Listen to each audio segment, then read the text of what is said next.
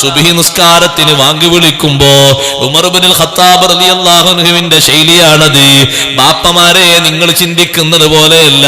പലരും ചിന്തിക്കുന്നത് ഓന് 10ാം ക്ലാസ് വരെ പഠിച്ച ആളല്ലേ, ബോധം വെച്ചിട്ടുണ്ടല്ലോ, വാണെങ്കിൽ നീറ്റോട്ടെ, നിസ്കരിച്ചോട്ടെ, ഞാൻ ഓന്റെ കബർക്കൂല്ല, ഓ ഇന്റെ കബർക്കൂല്ല, അതുകൊണ്ട് പ്രശ്നം തീരൂല. അവന് കല്യാണം കഴിച്ച് മക്കള് 2 ആയിട്ടില്ലേ, ഇനിയും ഞാൻ പറഞ്ഞു കൊടുക്കാൻ പോകാണോ, വേണമെങ്കിൽ നിസ്കരിച്ചോട്ടെ, അത് ശരിയായ മനോഭാവമല്ല. ഉമർ ഇബ്നുൽ ഖത്താബ് തങ്ങള് സുബ്ഹി നിസ്കാരത്തിന് വാങ്ങി വിളിച്ചാൽ ഓരോ വീട്ടിന്റെ റൂമിന്റെ മുന്നിലും നിന്ന് ഓതുകയാണ്. വഅ്മുർ അഹ്ലക ബിസ്സലാത്തി വസ്തബിർ അലൈഹാ ലാ നസ്അലുക റിസ്ഖൻ നഹ്നു നർസുഖുക വൽ ആഖിബതു ലിത്തഖ്വാ. ആയത്ത് 2ഉം 3ഉം തവണ ഓതുമ്പോ ആ റൂമിലുള്ളവർ എണീറ്റു എന്ന് കണ്ടാൽ അപ്പുറത്തെ റൂമിൽ പോകും, അവരെണീറ്റു എന്ന് കണ്ടാൽ ഇപ്പുറത്തെ റൂമിൽ പോകും, അവരെണീറ്റു എന്ന് കണ്ടാൽ അപ്പുറത്തെ റൂമിൽ പോകും.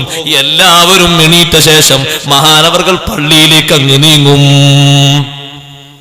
ഒന്ന് വിളിച്ചെങ്കിൽ എന്നെ സമാധാനം. വിളി വരെ മാറ്റിപ്പോയി.